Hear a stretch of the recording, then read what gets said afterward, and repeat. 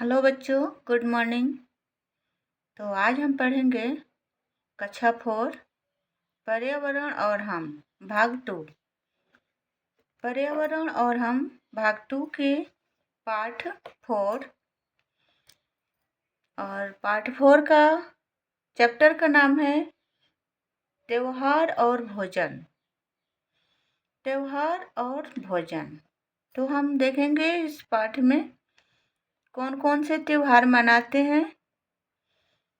तो आप लोग भी अपना अपना बुक खोल करके बैठ जाइए और लिखना शुरू कर दीजिए। तो मैं यहाँ शुरू करती हूँ।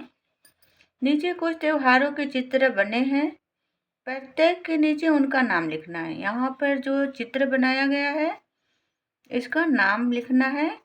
देख करके ये 3-4 चित्र बनाया गया है, आप लोग नाम लिखना। ऐसे मैं लिख दी हूँ, आप लोग भी लिख लेना। यहाँ पर बच्चे पटाखे और दीप जला रहे हैं। तो हम लोग क्या मनाते हैं? दीपावली। उस दिन नए कपड़े और खिलौने, दीपावली के दीप जलाते हो और पटाखे भी फोड़ते हो। तो हम समझ सकते हैं कि उस दिन हम दीपावली मनाते हैं। यहाँ पर सेंटा क्लॉज है जो क्रिसमस डे को मनाते हैं। बच्चों को टॉफी, जो भी बच्चे विश करते हैं वह सेंटा क्लॉज देते हैं। और ईद, यहाँ पर मुस्लिम भाई जो हैं ये आपस में गले मिलते हैं। यहाँ पर मैं ईद लिखी हूँ। और बच्चे इधर पिचकारी में रंग भर करके एक दूसरे पर फेंक रहे हैं। तो समझ सकते हो कि उस दिन कौन सा पर्व होती है? तो होली। ठीक है बच्चों। तो इधर देखते हैं, क्वेश्चन नंबर 2 है जो इन त्योहारों के अलावा भी बहुत सारे क्षेत्रीय पर्व और त्योहार होते हैं जिनको लोग मिलजुल कर मनाते हैं। आपके यहाँ और कौन कौन से त्योहार मनाए जाते हैं? आप लोग के यहाँ कौन कौन से त्योहार मनाए जाते हैं? त्योहार तो हम सभी मिलजुल कर मनाते हैं। तो हम लोग के क्षेत्र में कौन सी त्योहार मनाए जाते हैं? दशहरा। दशहरा मिलजुल के मनाते हैं। जाते हो ना मेला घूमने? छठ पूजा भी, छठ पूजा, रक्षाबंधन, महाशिवरात्रि, संक्रांति और रामनवमी। यहाँ पर मैं लिख दी हूँ, आप लोग भी अपने कॉपी में लिखना। तरह तरह के पकवान। प्रत्येक पर्व त्योहार के मौके पर खास तरह के पकवान बनाए जाते हैं। सब मिलकर साथ में खाना खाते हैं। नए नए कपड़े और तरह तरह के पकवानों को पूरा मज़ा तो आप लोग उठाते हैं। तरह तरह के पकवान का पूरा मज़ा तो आप लोग उठाते हैं। तो आप लोग को याद होगा कि कौन से पर्व में कौन सी मिठाई, कपड़े और घूमने भी जाते हैं। तो वहाँ पर ज़रूर लिखना। तो क्वेश्चन नंबर 3 है, आपको कौन सा त्योहार सबसे अच्छा लगता है? इस दिन घर में कौन कौन से पकवान बनाए जाता है? तो मैं यहाँ लिखी हूँ, हमको होली त्योहार सबसे अच्छा लगता है। बच्चों, आप लोग को भी तो होली अच्छा लगता है। तो इस दिन बच्चों को नए नए कपड़े पहनना अच्छा लगता है, रंग खेलना। और इस दिन का जो पकवान होता है वह पुआ होता है। क्वेश्चन नंबर 3 है, नीचे सरणी में कुछ पकवान के नाम दिए गए हैं। आपको बताना है कि ये पकवान किस त्योहार पर बनाए और खाया जाता है।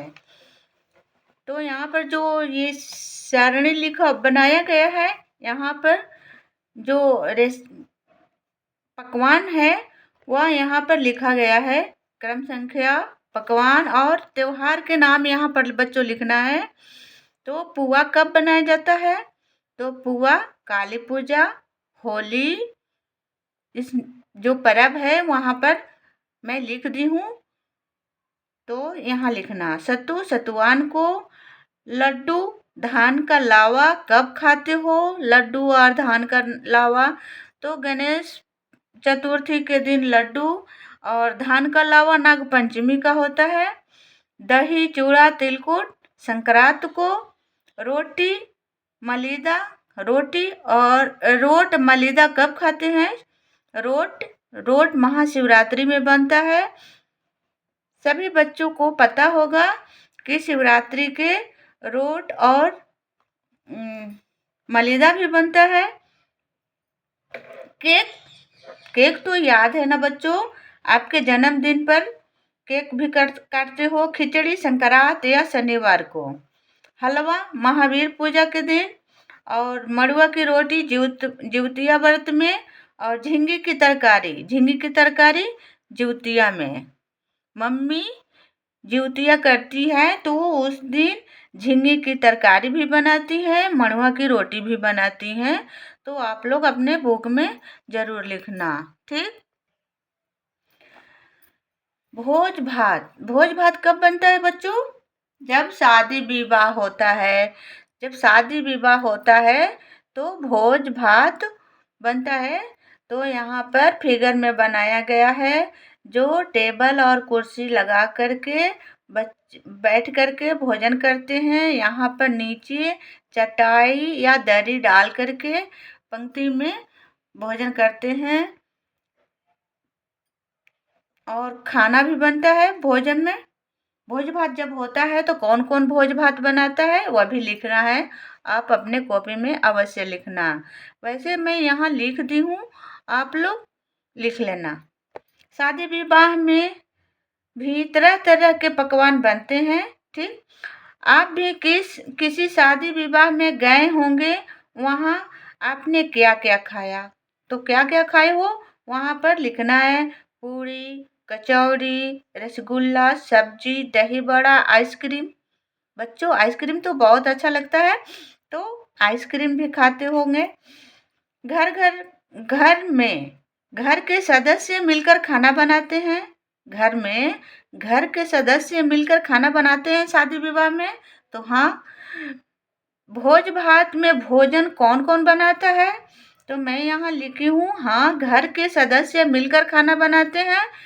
माँ, चाचा, चाची, बुआ और दादी भी बनाती हैं। और शादी विवाह में इन सब के साथ हलवाई भी आते हैं शादी विवाह में। क्वेश्चन नंबर 7 है, इतने लोग को भोजन एक साथ कैसे खिलाएंगे?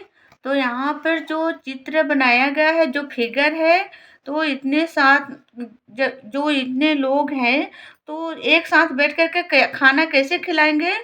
तो टेंट में, टेबल या कुर्सी पर। फिर यहाँ पर मैं लिखी हूँ, इतने लोग को भोजन एक साथ कैसे खिलाया जाता है? तो यहाँ पर इतने लोग को भोजन एक साथ टेंट में, कुर्सी, टेबल या नीचे दरी या चटाई पर एक साथ बैठा करके खाना खिलाते हैं। ठीक है बच्चों, आप लोग भी खाए हैं ना एक साथ बैठ करके टेबल, कुर्सी पर और चटाई पर। क्वेश्चन नंबर 8 है, ये प्रश्न संख्या 8 है, जो जूठे बर्तन की साफ सफाई कौन करता है? कौन करता है जूठे बर्तन की साफ सफाई? तो यहाँ पर मैं लिख दी हूँ, जूठे बर्तन की साफ सफाई घर के बड़े लोग या बाहर से जूठे बर्तन धोने के लिए आदमी या कोई महिला आती हैं, और हम सब मिलजुल करके जूठे बर्तन साफ करते हैं। आप लोग भी अपने कॉपी में अवश्य लिखना। विद्यालय में भोजन, क्या आपके विद्यालय में भी एक साथ भोजन कराया जाता है? अगर हाँ तो बताइए। यहाँ पर लिखना है कि आपके विद्यालय में किस समय भोजन करते हैं। आप अपने विद्यालय में किस समय भोजन करते हैं? तो मैं यहाँ लिखी हूँ, हम विद्यालय में दोपहर को भोजन करते हैं। ठीक बच्चों, 9 नंबर का ये 2 है। आपके विद्यालय में भोजन कौन बनाता है? हमारे विद्यालय में, मैं यहाँ पर आंसर में लिखी हूँ, हमारे विद्यालय में भोजन सहायक या रसोइया बनाते हैं। 9 का 3 है, क्वेश्चन नंबर 9 का 3 है, आपके विद्यालय में भोजन कैसे परोसा जाता है? आपके विद्यालय में भोजन कैसे परोसा जाता है? जो परोसा जाता है, जो देते हैं, तो आप लोग भी भोजन करने जाते हैं अपने विद्यालय में, तो लाइन में लग करके, कतारे में लग करके जाते हैं ना। तो यहाँ हमारे विद्यालय में एक साथ पंक्तिबद्ध, कतार, पंक्तिबद्ध मीन्स कतार या लाइन, जरूर लिखना। पंक्तिबद्ध मतलब कतार और लाइन से भोजन परोसा जाता है। लाइन में लग करके अपना भोजन लेते हैं। 9 का 4 है, आपके विद्यालय में किस दिन कौन कौन सा भोजन परोसा जाता है? आप अपने बुक में जो ये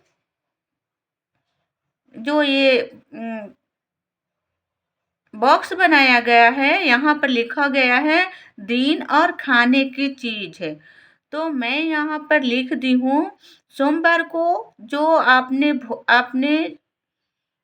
विद्यालय में जो सोमवार को खाना खाते हैं, वह यहाँ पर जरूर लिखना। मंगलवार को क्या खाते हैं, वह भी लिखना। बुधवार को, बृहस्पतिवार को, शुक्रवार को और शनिवार को तो सभी विद्यालय में खिचड़ी बनती है, तो मैं शनिवार को खिचड़ी लिख दी हूँ। आप लोग अपने विद्यालय में क्या खाना खाते हो, वह जरूर लिखना सोमवार से शुक्रवार तक। यहाँ पर आगे देखते हैं, आपके विद्यालय में दोपहर का भोजन मिलता होगा।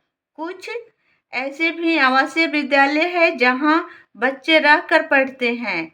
आवासीय विद्यालय मतलब कि जो बच्चे आवास में रहते हैं, वहाँ पर रहकर बच्चे पढ़ते हैं, उनके सुबह शाम दोपहर रात के भोजन की व्यवस्था वहीं रहती है।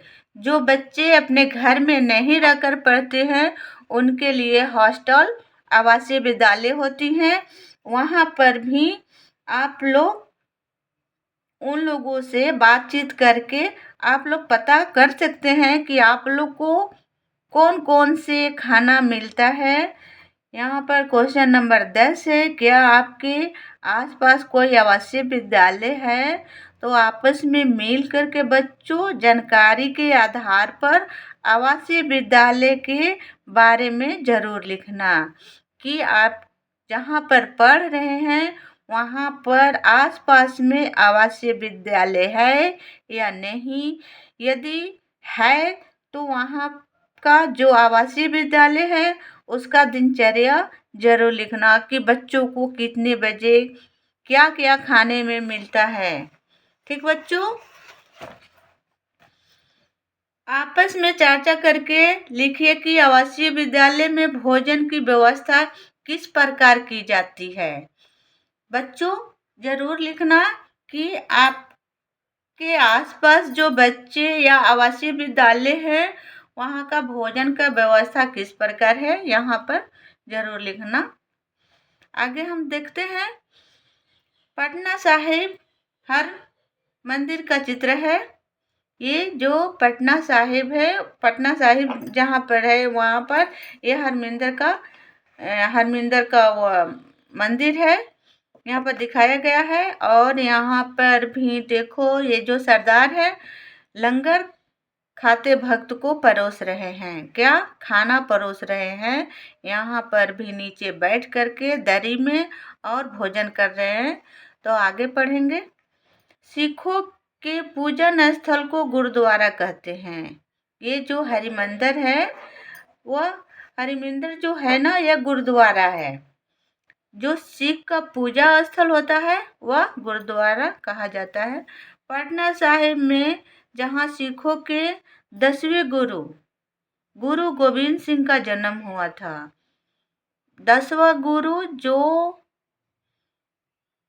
जो सिख हैं, उनके 10वें गुरु जो हैं, वह हम लोग के बिहार में पटना में 10वें गुरु गोविंद सिंह का जन्म हुआ था।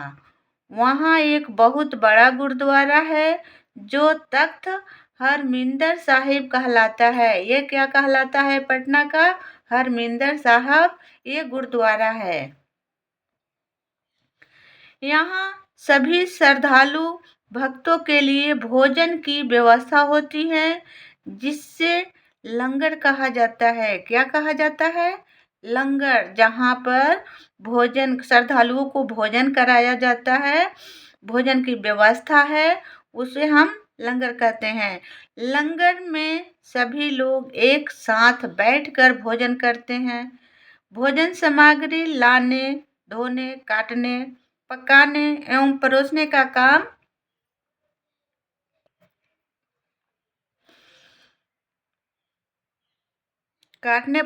पकाने एवं परोसने का काम सभी मिलकर करते हैं। बर्तनों की सफाई का कार्य भी लोग स्वयं ही करते हैं। लंगर की पूरी व्यवस्था लोगों की सहयोग पर आधारित होती है। ये लोग आपस में सारे मिलकर काम करते हैं। भोजन बनाना, जूठे बर्तन साफ करना, ठीक।